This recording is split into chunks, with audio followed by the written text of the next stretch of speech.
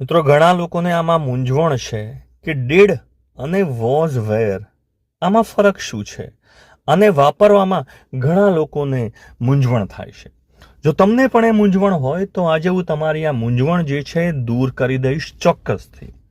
મિત્રો ફરક સમજવા માટે પહેલા ધ્યાન તમારે રાખવાનું છે કે ભૂતકાળમાં છે ને ભૂતકાળની વાત કરીએ તો અમુક એક્શન પૂરી થઈ ગયેલી હોય છે અને અમુક એક્શન અપૂર્ણ હોય છે, એટલે કે તમારે કેવું છે કે ચાલુ છે.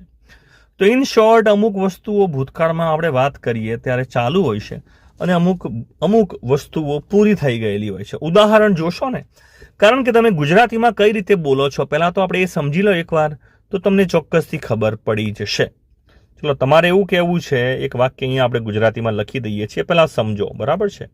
તમારે એવું કહેવું છે કે હું કાલે રોડ પાર કરતો હતો અને મેં એને જોયો. બરાબર છે, આ ખાસ સમજો. હું કાલે રોડ પાર કરતો હતો, મેં એને જોયો. તો આ બેમાં જુઓ, એક વસ્તુ ચાલુ છે, પૂરી નથી. એ કઈ વસ્તુ છે? જો હું રોડ પાર કરતો હતો, એ વસ્તુ ચાલુ છે, હજુ પતી નથી. અને બીજું વાક્ય તમે કહો છો કે મેં એને જોયો. તો જુઓ, જોવાની જે ક્રિયા છે એ પૂરી થઈ ગઈ છે. તો આ રીતના વાક્યો તમે ગુજરાતીમાં ઘણી વાર પહેલા ગુજરાતીમાં વિચારો તો તમને 100% આનો ઉપયોગ ખબર પડશે, કેમ નહીં પડે? બરાબર છે. તો એક ક્રિયા ચાલુ છે અને એક ક્રિયા પૂરી છે. જો આવા તો બહુ બધા વાક્યો બની શકે. એક વાક્ય તમે પોતે ગુજરાતીમાં આવું લખજો. દરેક માણસ તમારામાંથી જો કમેન્ટમાં લખશે ને તો કેટલા બધા વાક્યો નીચે બનશે. બરાબર છે. જો 50 જણા નીચે કમેન્ટમાં લખશે ને તો 50 વાક્યો બનશે અને 50 અલગ અલગ રીતના તમને વિચાર, અલગ અલગ પરિસ્થિતિ તમને જોવા મળી શકે છે. અલગ અલગ પરિસ્થિતિ જોવા મળે. ચલો આ વાક્યનું ઇંગ્લિશ કરીએ. પહેલું વાક્ય છે જે ચાલુ છે. કયું વાક્ય છે? કાલે હું રોડ પાર કરતો હતો. આ વાક્ય ચાલુ છે. તો જુઓ, ભૂતકાળમાં ક્રિયા ચાલુ છે, એમાં તમારે વપરાય છે વોઝ અથવા વેર. વોઝ અથવા વર વપરાય છે અને આની સાથે આઈએનજી વાળું ક્રિયાપદ વપરાશે. તો એ વાક્ય લખી દઈએ. તમારે કેવું છે? કાલે હું રોડ પાર કરતો હતો. યેસ્ટરડે, બરાબર છે. ગઈકાલે તમે શું કરતા હતા? યેસ્ટરડે આઈ, હું કરતો હતો. આઈ જોડે વોઝ વપરાય છે, ખબર હોવું જોઈએ. આઈ જોડે વોઝ વપરાય છે. આઈ અને હી શી ઇટ લખવું હોય તો આઈ અને હી શી ઇટ, આની સાથે વોઝ વપરાય છે. યેસ્ટરડે આઈ વોઝ, હવે ઘણા લોકો લખશે ક્રોસ્ડ. આઈ વોઝ ક્રોસ્ડ, ઘણા એવું બોલશે, પાર કરતો હતો. પણ મિત્રો વોઝ છે અને તમારે ચાલુ ક્રિયાની વાત કરવી છે તો ઈડી ના લાગે ભાઈ, આઈએનજી લાગે ખાસ. બરાબર છે.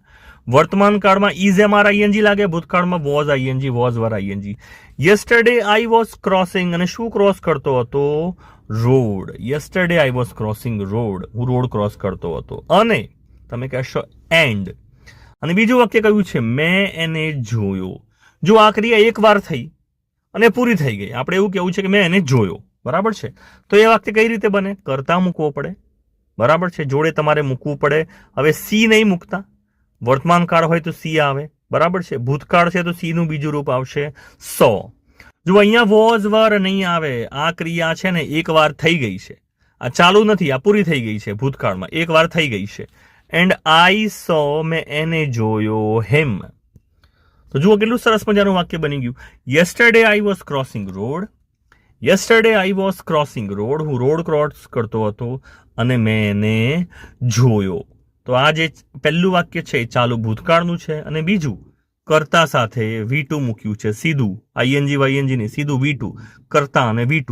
આ સાદો ભૂતકાળ છે. બરાબર છે. આ બે વાક્યો આપણને આવડી ગયા. ચલો, કાલે હું જમવાનું બનાવતી હતી અને મેં સાપ જોયો.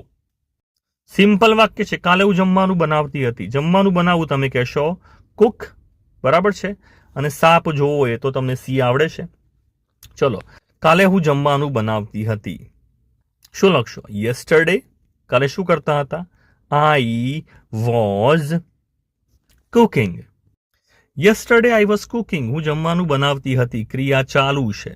અને એન્ડ આઈ, અને મેં શું કર્યું? આઈ, મેં જોયો. આઈ સો, શું આવશે? I saw the snake. SNAKE, snake. હવે આને આપણે કહીશું, સાચો ઉચ્ચાર છે સ્નેક. ઉચ્ચાર ખાસ સમજો, સાચો ઉચ્ચાર છે આનો સ્નેક. તો યેસ્ટરડે આઈ વોઝ કુકિંગ, આ વાક્ય ક્રિયા ચાલુ હતી, એને ચાલુ ભૂતકાળમાં મૂકી દઈશું, વોઝ વેર અને ING. And I saw the snake. ચલો એક વાક્ય તમને આપું છું હોમવર્ક, કમેન્ટ લખવાનું છે. કાલે જ્યારે તું આવ્યો, તો જો આ ક્રિયા પૂરી થઈ ગઈ છે, તું આવ્યો. ત્યારે હું ઊંઘતો હતો, તો આ ક્રિયા ચાલુ છે. આનું વાક્ય તમારે કમેન્ટમાં લખવાનું છે, બરાબર છે. વેન યુ કેમ. વેન યુ કેમ, ત્યારે હું શું કરતો હતો? ચલો તમારે આ વાક્ય કમેન્ટમાં લખવાનું છે. અને એક વાક્ય બીજું પણ તમારે બનાવીને કમેન્ટમાં લખવાનું. પોતાનું એક વાક્ય સાચું હોવું જોઈએ, બરાબર છે. Thanks for watching.